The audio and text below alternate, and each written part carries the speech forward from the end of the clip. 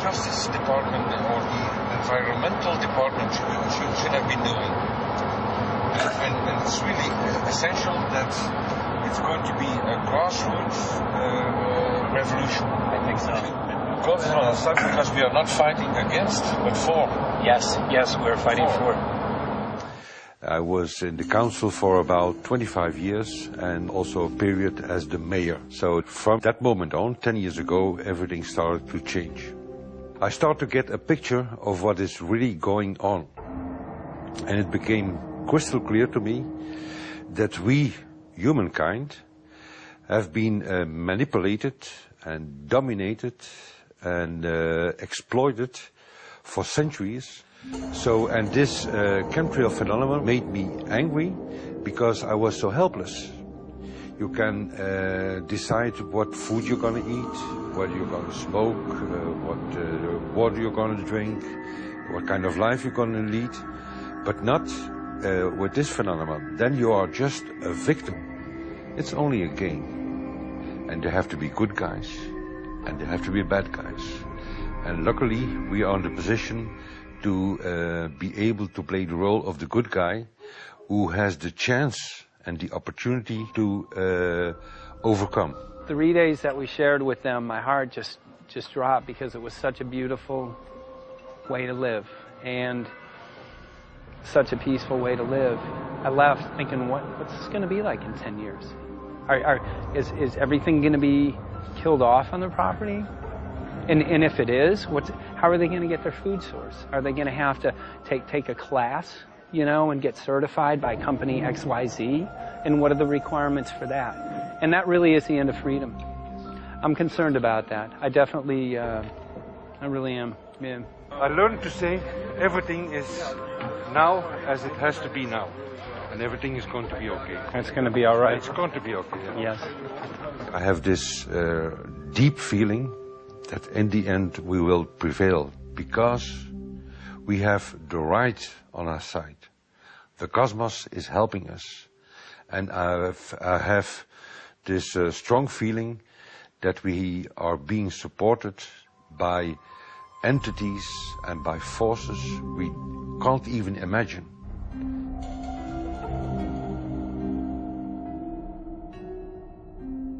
Here for the first time we have this scientific proof that we are being spread. We are being spread, and it's incredible and it's hard to believe, but we are being spread. I think at this moment to stop is not an option. Once you know it and once you have a tool like this and an opportunity like this, that the issue of chemtrails or persistent jet contrails or whatever name you use for it, that this phenomenon is recognized as being real, publicly debated on. In the context of geoengineering, I think it's high noon to bring this to the public. This is what the sky is supposed to look like. These are old paintings. We forgot this, I'm afraid. In the years that I have been a medical research journalist, I have looked at many things, and I found the same three issues in whatever I'm looking at. And that is that we are being dumbed down, we are being made sicker, and we are being made infertile. Citizens gathered from around the world in Belgium for the first International Chemtrail Symposium. The event attracted leading professionals, politicians, and activists who discussed the health, environmental, and social implications of these programs. Today it's only going to be about facts, documents, figures, patents, licenses, everything that brings us to the truth. We have no other weapon against this vast complex than exposing and bringing their dark works in the light of the truth. We have the hope that by our efforts, more and more people will become aware of the fact that we are deceived by our leaders. So today, we, as a family, join forces with the people who publicly made known to the world that chemtrails are not a conspiracy theory, but a conspiracy fact. From the Technische Universiteit Delft in the Netherlands. Ladies and gentlemen, please welcome Koen Vermeer.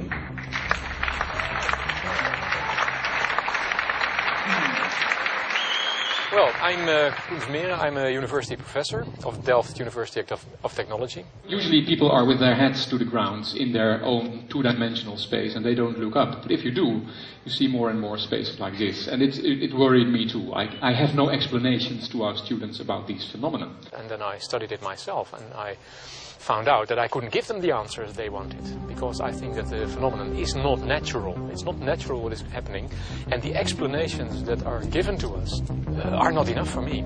If you look at them from a scientific point of view, the first thing a scientist does is trying to explain something. Because I'm smart and my students are not as smart yet, so I have to give them answers to questions. But if you ask most scientists honestly, they cannot answer all your questions. If people are using climate control over our heads, I want to know about it. I want to know the consequences, I want to know the health impact, I want to know everything. I need, as a teacher in my university, to give answers to my students. And they have good questions. And I don't have the answers. And I want to know. Excellent. And we should discuss this.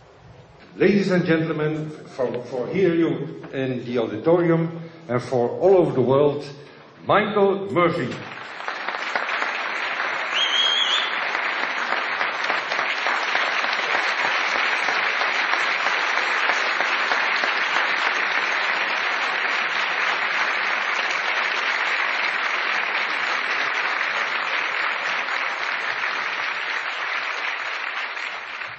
Well, thank you very much. It's definitely an honor to be here in Belgium. The people who are in power control everything. They control the markets, they control us, now they're even controlling the weather. And they can use that for warfare applications. The one thing that they cannot control is what God had originally made, and that's natural organic seeds. This is called the Hegelian dialect. It's called problem, reaction, solution. The problem here is massive amounts of aluminum, things starting to die. The solution is Company X that says, hey man, you're not getting yields on your crop. Everything's dying. But I got the solution. I got a seed that will grow in this environment. The only problem is now you have to start buying from me. We're a little concerned that maybe part of this agenda could be to kill off anything that's natural and organic and re-engineer it with aluminum-resistant GMO seeds. Many may know we just got back from a week of filming in Hawaii, and it was an incredible trip. A big concern for the people there is they're beginning to see softening of the coconut trees. But their concern is that these programs may again be part of a broader agenda to destroy anything that's natural and organic, so that the corporate redesigned GMO foods might be the only source of food for people. I didn't anticipate so many people, young and old, who are interested in this phenomenon and are concerned about it.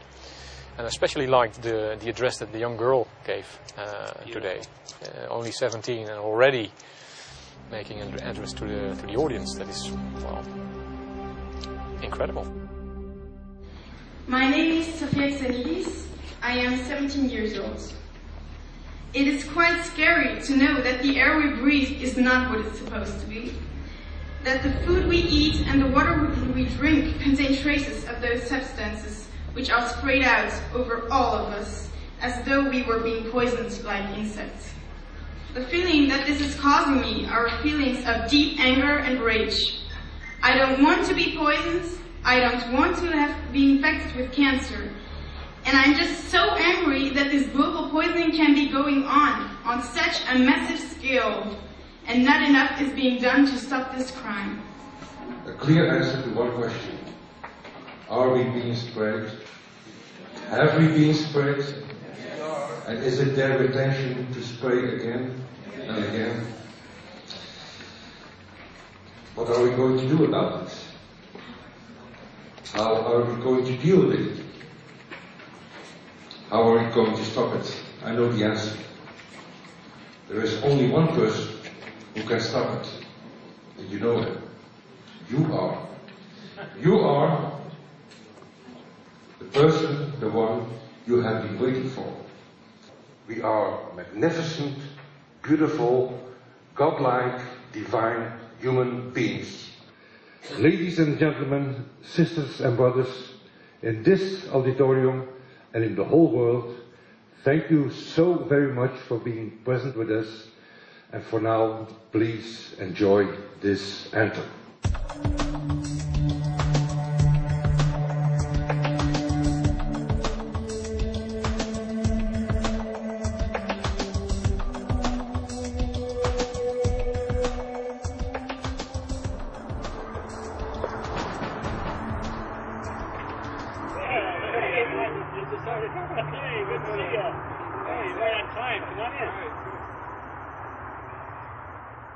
So, anyway, I'm glad that the weather's been good for you fellas so far.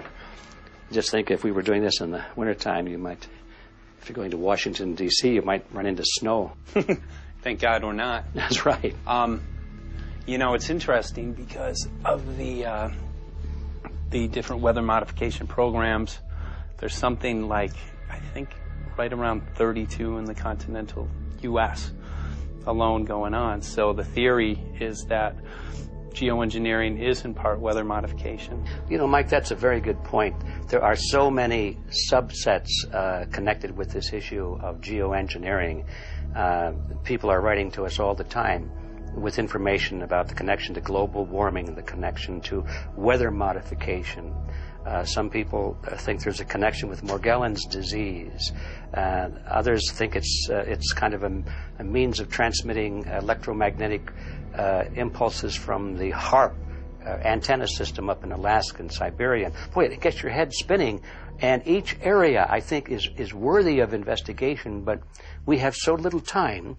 I think it's wise for us to stay focused on just the aerospraying and the toxic effect of these chemicals and the destruction of the planet and the damage to human health. What more do you need than that to convince people that we have to put a stop to it? So to stay focused, I think, is our mission on this one.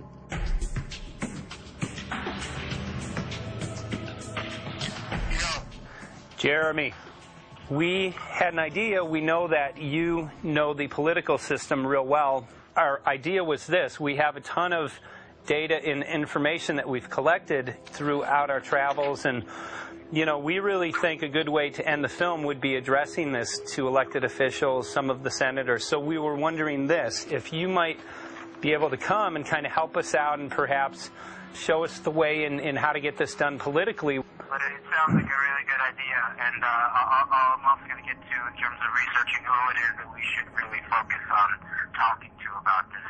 At the very least, if we could make it impossible for them to claim that they don't know at this point, we can strip away their plausible deniability that they haven't heard of the data that points to geoengineering stratospheric aerosol operation already going on.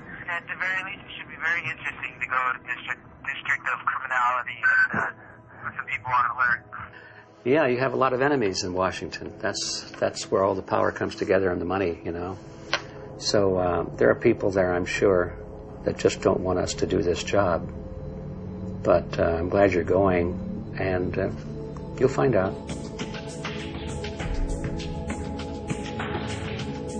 We took the data to Washington, D.C. There we presented our elected officials with the following letter.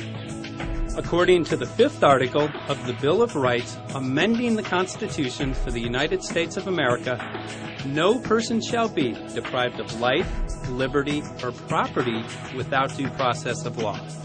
But the daily spraying is depriving all persons living within the United States of life, health, liberty, and integrity of our common and private property without due process of law. As a representative of the people of the United States of America, we insist that you do everything in your power to protect us and immediately put a stop to geoengineering spraying at once. There exists no justification, legal or otherwise, to poison the planet and its inhabitants. Now suppose that space aliens arrived on, maybe they're going to land at the UN headquarters down the road here, or maybe they'll pick a smarter spot. But suppose they arrive and they give you a box.